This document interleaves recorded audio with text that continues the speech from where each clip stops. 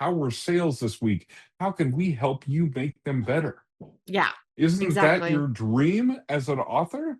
Well, of course it is. Yeah, But you can't do that by pumping out a bunch of ads or pumping out a bunch of reels and TikToks that are all related to your books and book. none related to you because Exactly. you are the brand.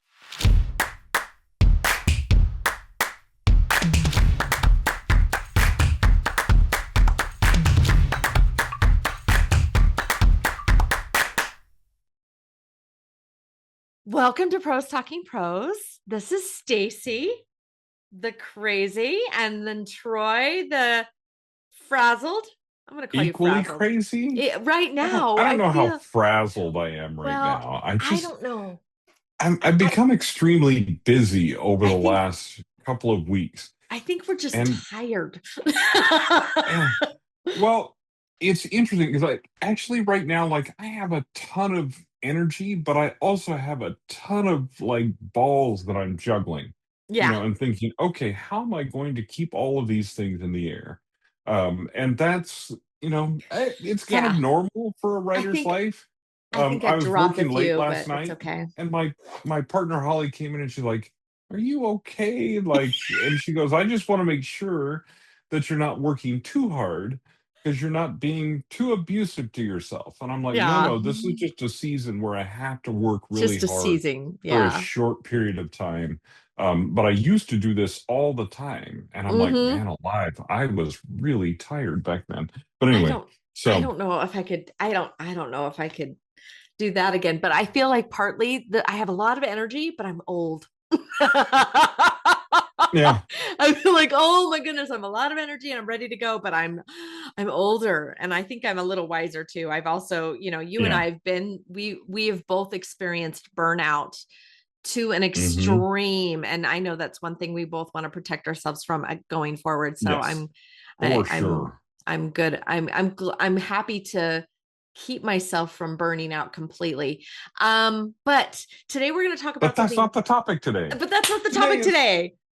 Because what yes. we're gonna talk about something actually I'm very excited about. We actually got a suggestion from one of our 10 viewers, and I'm so excited. It's Texas Vet Jeb. So shout out to Texas Vet Jeb. He said that he had a kind of a question for us, and that is I'm going to go ahead and read it directly from him. He says, as a self-published author writing modernized hard-boiled noir, I've learned how tough it can be to create a book that's both well-crafted and discoverable. And I'd love to hear your thoughts on how writers can bridge the gap between a good book and a marketable one, which is kind of interesting to me. And then, Mm. so, how that works. And then many authors produce solid work that never quite find traction. So he's asking what separates books that connect with readers from those that just disappear, and how much of that comes down to Mm. craft, editing, packaging, or genre positioning. And so he's asked kind of some multi-layered questions there. I feel like we should kind of tackle this in pieces, but Okay, they might roll yes. into the same thing. So Because I'm well, very excited about this.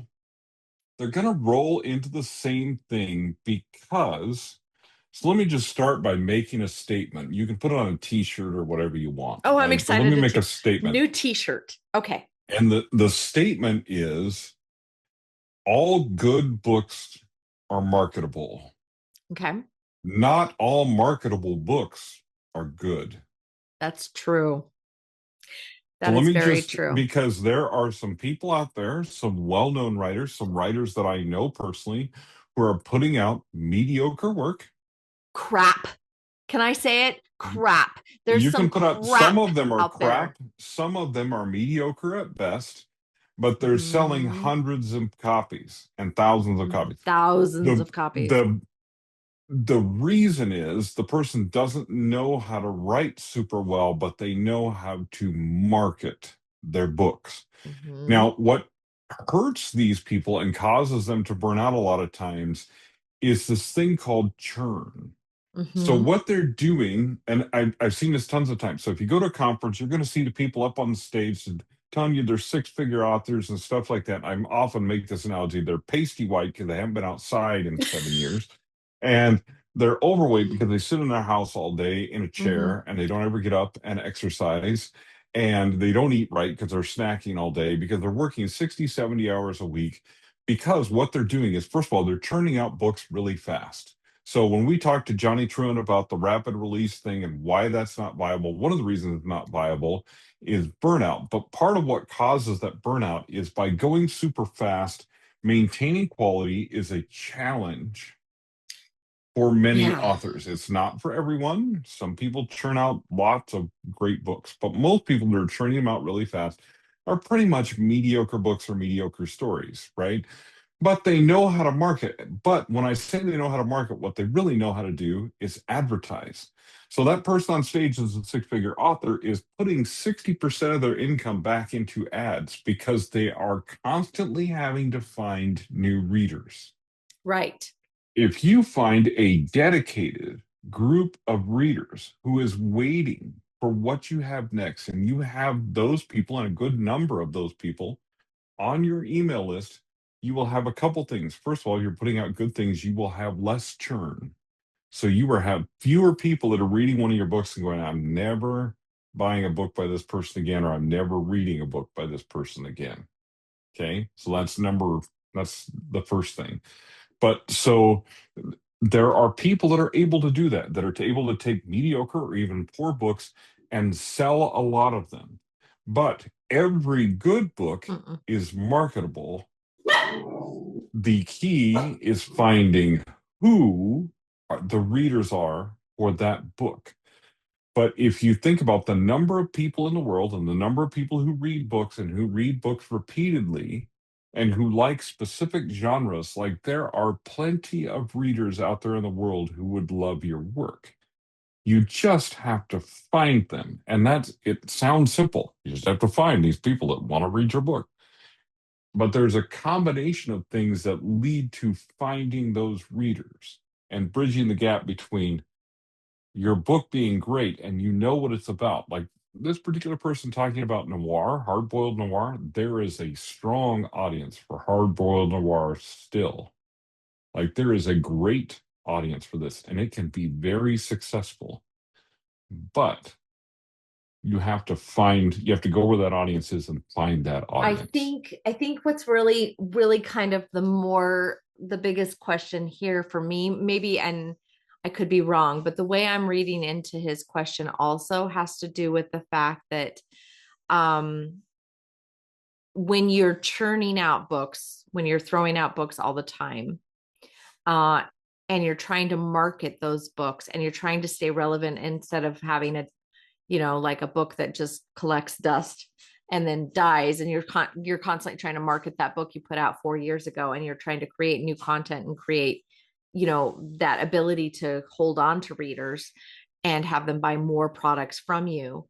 That's, I guess, the real trick, right, is making sure that you put out a good book Mm-hmm. that holds on to those readers that will buy more books from you later.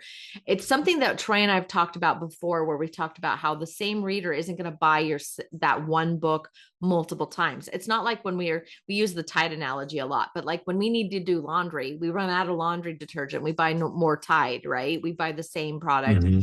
That's not the case for books. Books, we read them once and we're usually like, unless you're a collector like me, who's like buying 14 different copies of Edgar Allan Poe, it's like, um, it's not, yeah, I know. No, no, I but I'm have the same way. problems. There's books I Yeah. have three versions of. Yeah, you It's have three fine, versions of it. It's you fine. know. Like I have Good Omens, like I have, and oh my gosh, don't get me started on Count of Monte Cristo. Like I like everything. But the thing is that is also, because those books are older, the publishers are making the money. Those authors are dead. The estates don't even hold the copyrights anymore. They're all in the Mm-hmm. they're all in the you know they're all in Or if the they're in public domain, you could yeah, they're print your public own domain. You version can of it print if you your own want. version. Yeah. You can But print your own public domain books. Yeah. the vision that I think that Jeb is saying is that sometimes when we're putting out a book, we spend a lot of time, effort, and money on that producing that book to hold on to the readers and get new readers, you're going to have to make that book marketable as well. And also Mm-hmm. this is why I think this goes into this next part for me particularly, is the reason that whole, it never finds traction. And then there's this part where he says that the books connect the readers for connect the books that connect with readers. How do we make those how do we make those and separate those from the books that kind of disappear in the marketplace? And that is a marketing question. I know Troy and I talked about marketing in our last video, but really the thing that Troy hit on, and I'm trying to make a point of, and I'm doing a really bad job at here, is that, but it is that when you produce a book and you're trying to just produce books for that are cool, that are just books for just for content, you're not going to create those diehard fans. And the diehard fans are going to be there for the author who puts out consistently good books. Now, does that mean Right. every book has to be a masterpiece? No, John Grisham's put out a few doozies and they're not fantastic, but did people still buy them? Yes, they did. And did they buy the book Mm-hmm. after that? Yes, they did, because John Grisham has a style and he has fans. And so it's the Mm-hmm. same thing. It's the same thing with you. You're going to have fans. But Troy, what are the numbers? I think that Johnny kind of talked on it a little bit, but it's like he said anywhere from 100 to 1,000 diehard fans is what you want, Yeah, right? 1,000. So the theory is 1,000 fans, right? A And I mean, thousand truth fans. is, for like a mid-list author, if you have 300 to 400 fans that are super fans that will just buy everything that you put out, and you put out four books a year, let's Right. say, or even 2 books a year, you're going to make pretty decent money, Right. right? So the But question is how do you make but those marketable to your fans? let me back up a second, because we talked about this in marketing, and I'm going to talk about it again, but then I'm going to talk about something that's New. related, Okay. but it's kind of new. We didn't touch on it specifically. Okay. Okay, Ready. the first thing you're going to do to appeal to readers is overall and just have them follow you is exactly what Johnny's talking about when he's talking about the artisan author, and that is creating a brand. You are what those readers are here for. They're not for a particular style, a particular genre of book that you're writing. They're here for you because they like your writing style. They like who you are as a person, how you represent yourself. And so it becomes about more than just pumping out great Facebook ads to get people cold traffic to go to your Amazon page to buy things. It's more about getting people into your ecosystem and into Right. your email system and into that system so that they get to know who you are. And in some cases, you have an opportunity to get to know who they are, and you become a community of active people, right? That's what you're really searching for. So that branding is one of the first things. But to get new people into that brand, one of the things we didn't talk about is landing pages. Right. So Oh, good. 90, probably not, maybe not 90% of the time, probably 70% of the time, the reason a book does not sell is because something is wrong with its landing page. And so Brian Cohen talks a lot about this in Amazon Ad School, right? But the principle applies whether you're running Amazon ads, BookBub ads, Facebook ads, or you're just trying to organically get people to your page. When people land on your Amazon page, they're going to make a decision, or on your book page on your website or whatever, they're going to make a decision. The decision is either they're going to buy or they're going to leave. Or they're going to click, in Amazon's case, they're going to click on something else on that page. There's lots of distractions on those pages, right? But so the things that are important in that branding is your cover being right on with your Yeah. genre, and And also yeah. fulfilling the promise that your cover gives us. If Mm-hmm. your cover makes us a promise, we need to figure out that promise in the book. And this is true even of Kindle, where 90% of the time, once the person downloads the book and starts reading, they're never going to see your cover again. But you have to get them to download and start reading. So, cover, blurb, social proof, so reviews, So all of those things, plus your presence, right? Don't have your author picture be some animated, goofy thing that you had AI create, unless your Unless books that's your that genre. relates to your Yeah, books, unless unless your that's your genre that thing. relates to your books, because readers are looking for relationship with real people, Mm-hmm. right? When we were talking to one of our clients and this gal that we're going to actually, we'll be working with her on some marketing things. And one of the things that she said is her husband became the brand. She didn't know what to do. So she just started posting videos of him doing things. And he would post videos of himself doing other things, right? And he became the brand to the point where his readers are asking him, how were sales this week? How can we help you make them better? Yeah, Isn't that exactly. your dream as an author?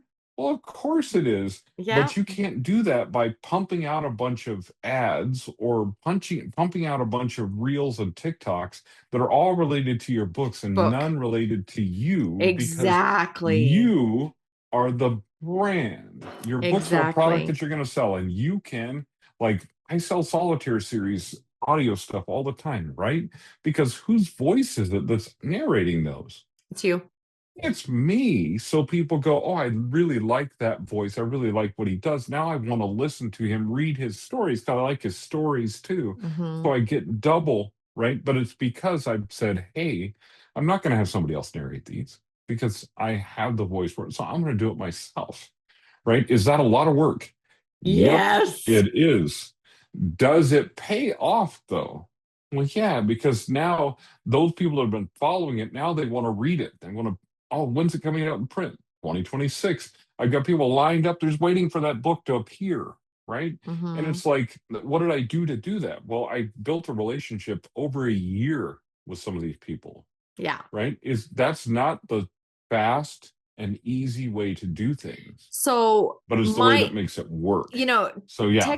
Texas Vet Jeb, he did ask another question on our last week's video that was interesting about covers specifically. But so you've hit on that. I'm glad you did. I do have a red ink episode where I do talk about cover design, and I'll drop that into the chat or to the description, Mhm. or like have a link in the video. But one of the things that I do want to point out specifically with cover is that it should not be underestimated or overlooked. A lot of times authors Mhm. will, excuse my French, half-ass their cover because what they're trying to do is just get it out there quick and fast and cheap, especially if they're pumping out a lot of books a year and they don't want to spend a whole Mhm. lot of money. And frankly, I know right now it looks enticing and it looks easy to be able to have AI go ahead and design you a cover real quick. But the problem is that a lot of times those covers are, they're definitely identifiable to the trained, and sometimes even in the untrained eye we can spot a bad cover a mile away. And really the ones, it's a shameful thing to say, and I hate to say it, but the way you bridge your gap or the way you help people find your good book is by having a marketable cover. And Mhm. there's a very specific methodical way about going about that. And like I said, I cover that in my video, but so Mhm. I'm not going to get into that into detail right now, but I want you to understand that you should not overlook that. It shouldn't be something that you chintz on. There are ways that you can get affordable covers done, but there isn't any kind of shortcut to that, because many people are looking at thumbnails and they are literally judging your book by its cover. And if they Mhm. don't see that you've put any effort into that billboard of this is a good book, then they're not going to invest their money in it. And Mhm. that's just the hard truth. A good example of this that book that absolutely is trash, that's getting like all kinds of like leads and ads and all kinds of airtime and all kinds of attention, and it is garbage. And I can say that firsthand because I couldn't get past page 15 of this book. It literally doesn't have any kind of hook or interest or anything. And it is a genre I love. So I like, it is my personal fave genre. And it couldn't hold my interest after page 15. I was like throwing the book at the wall. But the cover, Oh, you guys, it was beautiful. Like the cover is gorgeous. So of course people are looking at it. The blurb is amazing. By the way, the blurb had nothing to do with the book, but okay, it sold the book. It sold the book. yeah. So again, it's going to create that churn, of course, people. And she has a series out, people, and she's really good at setting, she's really good at like, she's got a good rumor mill going around her, like where she's telling people that she sold the rights to this book for a movie, which by the way, it's all garbage, but it is a way to kind of create this interest. And yes, is it a little bit skeezy? It is, but this is how people are doing this. So for Texas Vet Jeb, I want you to know specifically that books that are marketable don't always mean that they're, like Troy said, they're not good. But what you're going to do, what your ultimate goal is as an author, it's not just to sell books. It's actually just to gain these fans. Because Mhm. if your intention is to write more than one book, if you want to write more than one, then you need fans. You don't need sales. Does that make Right. sense? Like, don't Yeah, focus on the you need sales. You need fans. the difference is sustainability. Right. So when you when people are writing books that are mediocre and they're having fans leave, exactly like you did. Like I couldn't get through page 15, but by then she's already got your money at least for one book, She had my right? money for one book, right? The money is already you've already given her the money. She's already made the money. Right. So let's say she has a 70% churn, but she's constantly getting new readers through these covers and through these landing pages, right? Mm-hmm. That's only sustainable for so long. Yeah. Eventually, that's going to plateau at a point where she's reached all the readers that she's going to read in that reach in that genre area, and a lot of them are just going to drop off and never come back Or because they're she's gonna not providing them with a satisfying or they're experience. gonna start being louder than her marketing, and they're gonna start saying this book Right. is crap. Which, by the Exactly. way, is And a lot of happening on times, her. That's well, happening on her yeah, and a lot of reviews. times people that are doing that, well, then they'll switch genre to another genre, Mm-hmm. switch to Yeah, another because the reason they're writing is not because they love their stories or because they love writing. The reason they're writing it's is for because money, they want to the title of author and they want to make some money, which right? is So interesting these are the people because that you see at conferences that don't ever go to a class on craft, but they go to every business class they can find. That they don't, you look on their shelves, they don't have a single craft book on their shelves. And the reason is that's not what they're looking at is just how do I keep making money, right? right, And it's a capitalist nightmare type scenario instead of a community and a connection. The community and the connection isn't you might end up being a million seller accidentally, right? But it's not going to give you that, but it's going to provide you a sustainable career that you can keep doing this thing forever because you're going to have fans who are telling other people and making them eggs, into fans. You're going to exactly. have ambassadors. You're going to have different Mm-hmm. ways to market that people that don't have that do not have. They have a 60,000 member email list and 20,000 of them are worthwhile or even opening their emails, and probably 8,000 are actually customers and they're paying outrageous amounts of money for advertising and marketing to these people and marketing on Facebook and all these other places. And it takes them a long time to reach that point where they've saturated the market and people have started to turn it on them, right? Right. But it happens. So just the most important thing is, first of all, to write a good book. Right. Right. Okay. So that's what I was Write a going to good book. say, because he wants to know, like, specifically how much of that comes down to craft editing. So I will say this craft, I would say, and if I had to put a percentage on this, as far as like holding on to your readers, I would say craft is probably going to be at least an 85% for me. If this was 100%, how do you, retain readers, and how do you hang on to fans and convert true fans to true fans, I would say 85% is going to be your craft. If you can spin a good Hmm. yarn, if you can spin a good yarn, and I say this specifically because I have Troy and I have a mutual friend. We've talked about him before, Michael Brent Collings. If you haven't read his stuff, it's great. You should go read it. It's really, really awesome, especially if you like horror. His horror books are amazing. But one of my favorite books is called what was it called? The dark, what was it, deep under, or what, it was where he wrote about the people on the boat. Do you remember talking about? Oh, I Oh, can't remember the name of it. Um, it is called anyway, Under I can, Something, but I don't yeah, remember yeah. exactly. Anyway, it's Yeah, I have amazing. my own favorite of his I know books, but yeah. I loved this yeah. book specifically because one of the things, it really was great. It was a great example of craft. This man knows how to spin a good yarn. What he did is he took a perspective from each of the people on the boat, which were all very different characters. They all had very different motivations for being on this boat.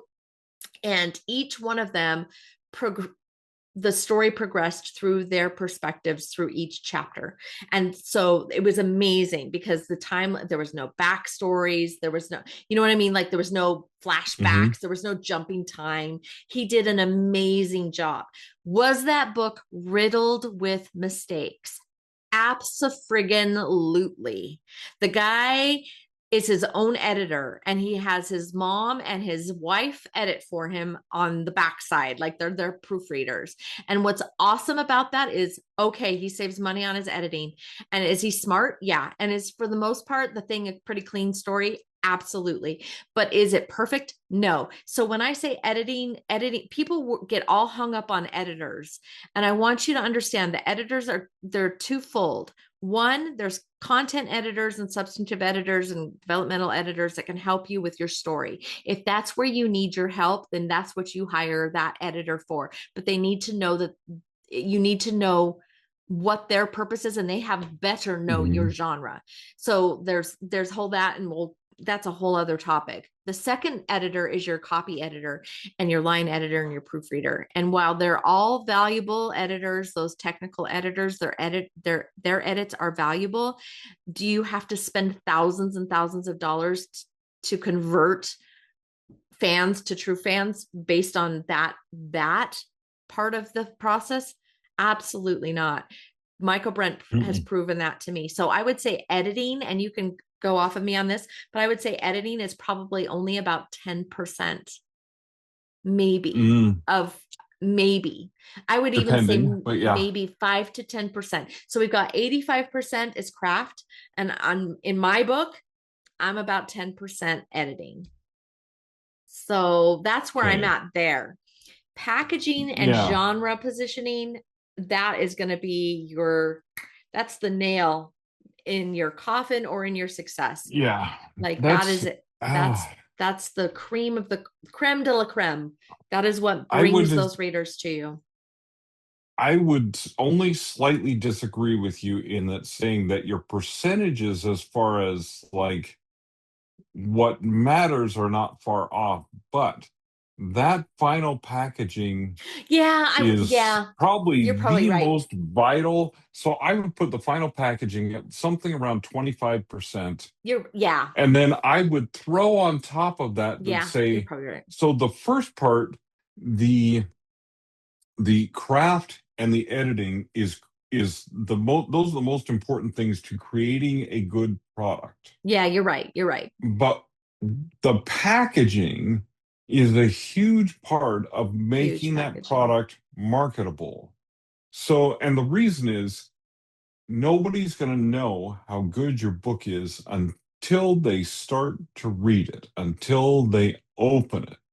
So that packaging is what gets them to that first page and that first chapter where you can hook them and turn them into fans, Yeah, you're right? right. Because like I've had people, so there's a couple old series. I have one of them I pulled because I'm in the process of revising it. But one of my current fans had gone back and read one of my first books and said, "Hey, I was looking for that Troy Lambert magic and it just wasn't quite there." Mm-hmm. And I was like, you're absolutely right. And it wasn't quite there because that Troy, even though that book sold lots of copies, that Troy didn't know how to write as well as the current Troy. And I hope that that continues to happen. I continue to get better until I can't do this anymore, which I think is going to be a very long time from now. Yeah. But that's it. So they noticed the craft, but here's the thing: the packaging was such that they went back and bought that book anyway, Hmm. right? The package around it and the package around that book at the time that I released it also it was a different publishing time and things were way different but at that time, right? And the packaging even that we used at that time was way different, but the packaging and the blurb and everything was excellent for that book at that time, I will you say that know, you're right but the about book this. wasn't as good. So I would say those it's hard to put it on percentages because I would there say is a they're probably huge two part of it that's separate craft. things. Right, because craft and editing are keeping the fans. Right. Packaging and Is getting that and them. branding is about getting the fans to you in the Let first me place. let me So maybe those are also 50-50, yeah, kind and of. then but then the percentages within those probably yeah. So Mm-hmm. let me just bring this up too because I will say that I do agree with you, Troy, on this because when I'm working with my clients at Print to Pro and we're talking, you know, we're going through Imprint Academy and we're talking about all the different aspects of publishing. These are things that a lot of the authors would have skipped. One is getting their Library of Congress catalog number. Two, buying their ISBNs. Three, making sure that their cover is beautiful, making sure that the blurb has all the right keywords and their categories and their keywords are all set up correctly. Um, Mm-hmm. Understanding how to distribute their books so that they can be put in our audience's hands in the first place. A lot of these things play into that whole 50% of the packaging part Mm-hmm. because I would it's important that those things are set up in a way that Mm-hmm. people don't pick up your book and turn their nose up at it. One of the things that I noticed early on in this business when I first started is when I started talking to authors about self-publishing, there was an initial knee-jerk kind of repulsion that they had for self-publishing. And I think it was because back in the 1900s when we would publish we 1900s. yeah back in the 19 I like saying that because my kids laugh Oh but man. back in the 1900s when we published it was like we didn't have some of the fun tools that we have today that make us very highly competitive in the market. Like Mm-hmm. you couldn't get a cover that looked like the professional covers that came out from Random House and Penguin and from Scholastic and all those places. Oh yeah. You couldn't get a cover like that. There weren't printers that were willing to even work with indie authors. And if you could get an independent printer to print a book for you, it never really did have the quality because the amount of money that went into actually producing a product like that was absolutely unaffordable. Like we couldn't afford it as Right. indies. Nowadays the landscape is much different. And Mm-hmm. thanks to organizations like the independent publishers Independent book publishers, yeah, Book book Publishers group, Association and like the IBPA. Ally. Yeah. Thank you. Yeah. It's easier to say Ally. IBPA, but Ally and these Yeah. companies, they help authors who want to independently publish make sure that they are holding the same level, the standards that are Mm-hmm. expected by traditional publishers. And so it evens the playing field. The problem that I see with a lot of authors, and this is something that I think Texas Vet Jeb and any author like him out there might not understand is that those standards they actually get shortcutted by authors a lot of times because they're not seen as as important, but there is still a lot. This is a very old Mm-hmm. industry. This is a very old industry full of very high expectations from people like librarians and bookstores and even readers. A good example, Mm-hmm. when you pick up a book I'm just going to point this out. There's a book that I absolutely love. I can't find it. Like, it was written by a motorcyclist, and I like using it. Oh, here it is, Inside My Helmet. It was written by he was a YouTuber. This book right here, Inside My Helmet. If you're watching on YouTube, you should, if you're not, if you're listening to this, you need to go look at this book, look it up. But when you look at this book, you can see all kinds of things wrong with it as far as Mm-hmm. standards, right? First of all, he's got a Mm-hmm. hashtag written right Yeah, across the top. hashtag across the top of its cover, which Yeah. is that's interesting. Yeah. And then the title of the book is above this squared off picture. Um, Mm-hmm. and it's smaller than the hashtag at the top. And then it's got his title, or his author names very, very small.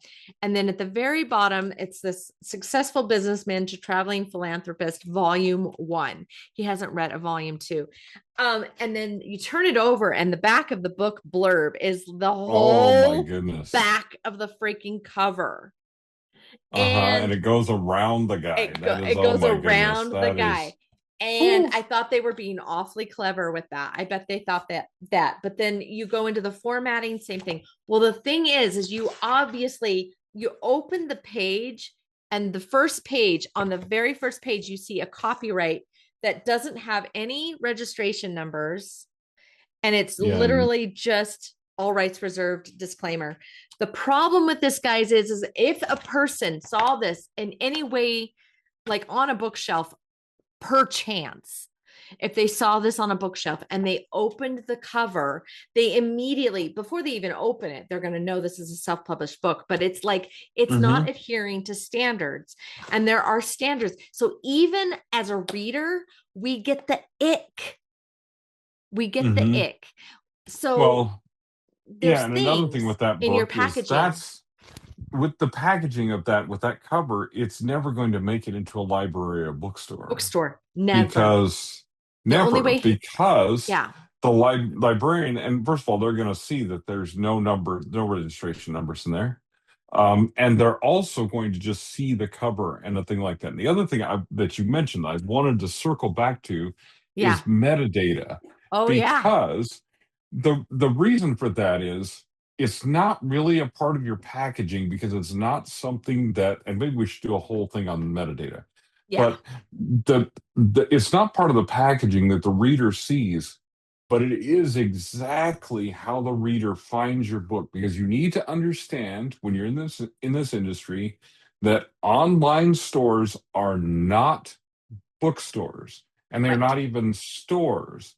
They are search Search engines. engines. Mm-hmm. So search engine optimization, everybody's like, well, I don't really care. My website's not that. You should search engine optimize your Amazon landing page and the Mm-hmm. metadata so that people can actually find your book. There are phrases that people are searching for that you may or may not think of related to your book, but tools like Publisher Rocket and things like that can help you find those I want to phrases. use a good example of this. So one of the things that people understand about keywords is they think keywords, you're in Amazon, when you publish, you get the option of inserting 7 keywords.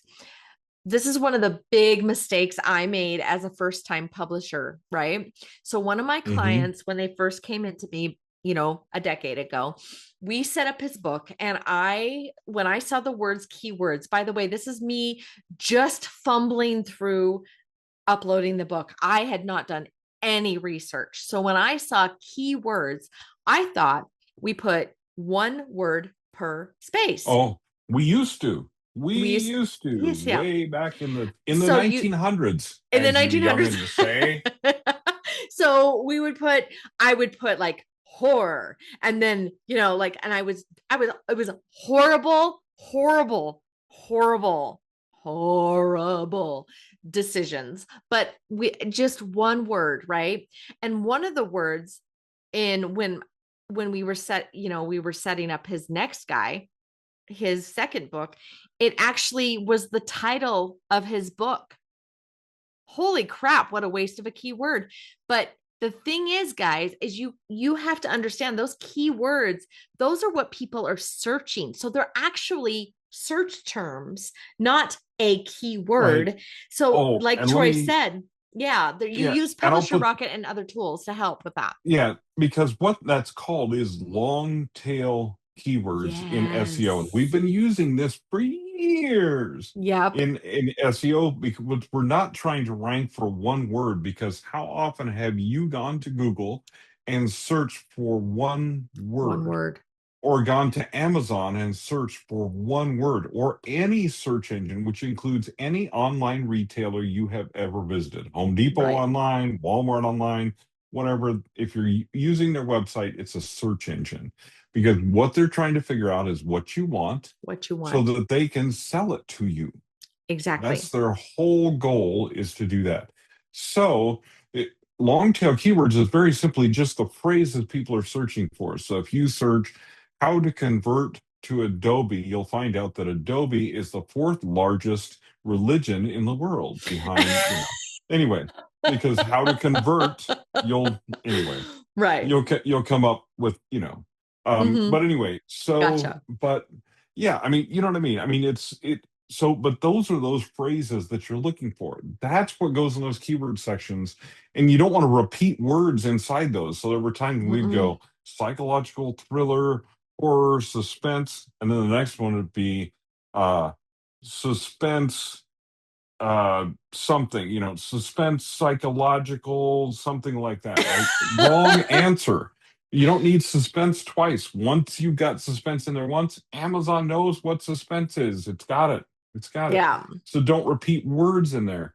And so it's really challenging for people to actually set those up correctly, and which, because that helps Amazon determine what subcategories, because you can only pick three categories now, so it determines what subcategories your book goes into. So you Right. have to be careful with that, because that can end up with your book in the wrong place. Or sometimes it can end it up with your book in unexpected, happenstance, good places. Mm-hmm. And you can end up getting some sales very simply because that metadata was the right thing that people are searching for right now.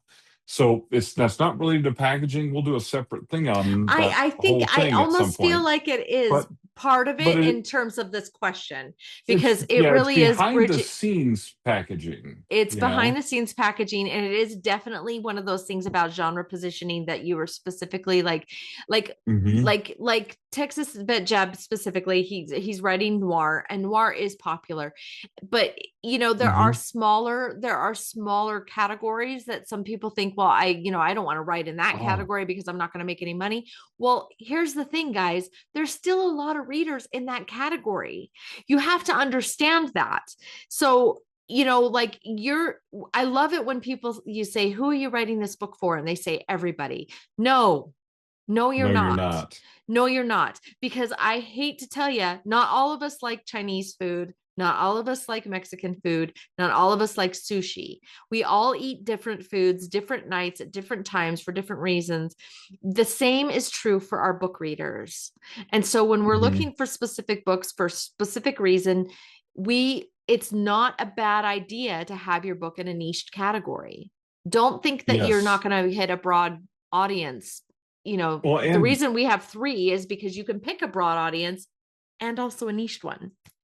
right, exactly. And one of the things I want to point out is, like, noir is a popular category, but Mm-hmm. there are several genres that can fall underneath noir and make a Mm-hmm. subgenre of noir. And there are people looking for exactly those things. A lot of noir nowadays has paranormal elements in it as well. So there are paranormal noir categories, right? Where we're talking about ghost stories, or we're talking about other paranormal things that are happening in this noir space, which wasn't always what noir was about in the past, but modern noir is a little bit different, right? So getting into those even more niche categories is the exact way that you bridge from writing a great book and a good book that's really high quality to getting the readers that will actually enjoy that book. So there, keep that in mind, is that just because you say, okay, I'm writing in modern noir, fantastic. Modern noir, what? Yeah. Because there's more. There's more that you can do to niche down to that. And the way you're going to do that is not in your Amazon categories. The way you're going to do that You're is doing that in through those really keywords. vital keywords. Okay. So that Mm-hmm. metadata thing is really, really important.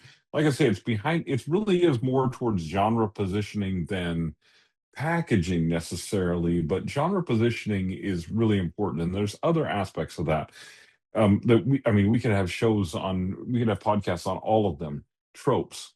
We've talked about Tropes. tropes Mm-hmm. before, but we could talk about tropes specifically. Like, why do tropes work? Right. Well, they're called tropes and people use them all the time because they actually do work, They do work. right? So people Mm-hmm. can say, well, don't be too tropey. Yeah, don't be too tropey or formulaic, but there are formulas and tropes that will just keep selling over and over The and over the again. trick is writing tropes that are not obvious. That's the trick. Well, And that yes, comes with craft, but and having great characters to right. fulfill those trope roles. Mm-hmm. We've all seen the detective who's an alcoholic, who's Mm-hmm. lost his family through divorce or through death or whatever. But the key is that that character becomes someone that we can relate to and that we like, right? And Yeah, we can because you know what? empathize with. Because in all honesty, So, that very character is actually Sherlock Holmes. yeah. And we all like Sherlock Oh, Holmes. is You know what I Sherlock mean? Holmes, Jack Reacher, Yeah. the Gray Man? Yeah. You can go through and name a whole bunch of He's characters that he's fit an that description, yeah. right? So really, what you see there is you I mean, yeah. see writers taking great trope or taking tropes and making great characters, and that's the trick. That's craft. But Hmm. so yeah, so yes, to answer your question, Texas Vet Jeb, yeah, it is all of these things that you're talking about. At the same time, I think the question for every author is how do I make that work for me, and where do my talents lie, and where do I need Hmm. help? But the reason books struggle is because one of these balls is dropped. And so Hmm. you've got your craft ball which in my opinion includes the whole like the prep of the project. So Hmm. that is your editing and your writing of the story. But I am going to again reiterate that the story itself is the most important thing. The editing is just polishing the diamond. Hmm. The diamond is still valuable if it's a good diamond.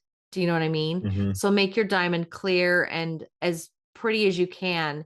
The polish on the diamond, yeah, people still like diamonds that are rough cut. So Hmm. keep that in mind. The second part of this is your packaging, like Troy and I mentioned, the cover design, and then making sure that you have all those registrations and all those things done so that you can stand out in the market and not kind of get like the ick factor. And so that's the second thing. You want to make sure that your product is sellable and marketable, and that people, even if it is crap and it's maybe it's still a lump of coal, people will still buy it because they'll be like, oh yeah, that cover is really pretty. Then put it in Hmm. you put a lump of coal in a pretty box, that box might still get purchased. And then the third thing is that metadata, that genre positioning that you were talking about. And that's making sure that, sorry about my dog, guys, but it's making sure that your book is actually going to be accessible and that it will be seen. And they too tend to go stagnant if you don't stay relevant, if you don't stay on top of your metadata. I always recommend going in and redoing or rechecking those keywords and categories every 6 months at least. I would even say quarterly is Hmm. a good idea, but every 6 months is a good idea to kind of go in there and see if those keywords or those categories even still exist. Because a lot of Hmm. times Amazon, like today, I found out that they added a whole section of subgenres to a category that I've been using for a while. And I just went in there and published a book today and saw that they had added like six Yeah. other categories. Just happened. Yeah, Just happened. just happened. So, there's a whole bunch of stuff going on all the time, guys. So stay on top of it. Don't let your book go stagnant. And then you'll probably, again, have a better chance at getting that 1,000 fans, 1,000 true fans. Yep. true fans. Absolutely. It's not easy. And we've talked about this before. This is not, if you wanted to make money at a business, there's much easier ways to do that. This is not the easy Well, job. and let me just one final plug. It is just for, well, first of all, this is not easy, and it's not easy to get 1,000 true fans, but it is Mhm. very possible. It is possible. And this is another place where I'm going to highly recommend Johnny's book, The Art as an Author, Yeah. right? I'm going to just, especially if you are a newer author or if you are a more experienced author looking to kind of reset because you're tired of the Burnout. hustle and the rat race and the Hmm. burnout. Like, this is a way that you can reposition yourself. And it's almost, and Johnny says this too, and it's almost true that it's almost easier to start from scratch and to build your audience than it is to have a built-in audience who's got this expectation of you cranking out books and just hustling and all that kind of stuff, and are not the kind of people that care about that relationship with you and following you and really caring about you and who you are. So it's almost easier to start over. It's not 100%, and not something I recommend. If you're an experienced author, don't trash your email list and start over. No. There's better ways to do that, but highly recommended his book. And there's others as well, but I mean, his book specifically really does hit this nail on the head. Hmm. So if you're on the fence about, man, I don't know what to do, I don't know where to go next, I don't know how to make this thing work, this is a way to do that. And Right. again, highly recommended. Highly Yeah, recommended. I do too. I loved that book. I thought it was great. And it comes out in November, I think, right? Like that's his launch Oh yeah, day. that's right. The Kickstarter is over, so the launch date is coming up Yeah. relatively soon, Yeah. in November. Go pre-order it. Just have it delivered to your Kindle as soon as it becomes available. And I mean, hey, if you've read it, if you back the Kickstarter or whatever, let us know what you think in the comments. I'm sure Johnny would appreciate to hear it as well. Yeah. But yeah, super excellent advice and information about basically how to do this thing a little bit differently. And I think that's really what you're looking for, Jeb, is something that's a little bit different. If you're really looking for staying the course and doing the same old hustle thing, well, that's not what I'm going to recommend to you. So, No, you know, no, there's yeah, no easy button. There's no easy button, no. but there are people that are willing to help. So if you're like Jeb and you have questions about other ways that you can make your author business kind of shine a little brighter and maybe polish that diamond a little bit more, stick with us. Make sure you like, subscribe, and follow us. And then we'll also be available if you need some one-on-one help. You can find Troy and I both now at Troy at printtopro.com and Stacey at printtopro.com. And we're very excited about the upcoming Author Nation, where we're gonna like really be exploring Hmm. some really fun new ways to kind of help authors and grow their businesses. I'm super excited. I just signed up for a slot for us to actually broadcast or podcast from there. So Oh yeah, that'll yeah, be so so that'll be much fun. fun. So we'll be Oh, podcasting from there. Yeah. yes, and when this drops, it'll only be a few days to Hmm. our adventure in Tahoe. I'm running a writing retreat with Yeah. another editor. It's going to be a lot of fun. There are a couple slots left. I don't know if by the weekend there will still be a couple slots left, but what I'm telling people right now is if money is the only thing keeping you from coming, let me know. Now, the qualifier is because I had a couple people email me with some interesting proposals. I cannot cover your travel for you. Oh yeah. I can help you with the cost of the retreat itself, but I cannot cover your travel for you, nor can I give your boss an excuse so that you get time off.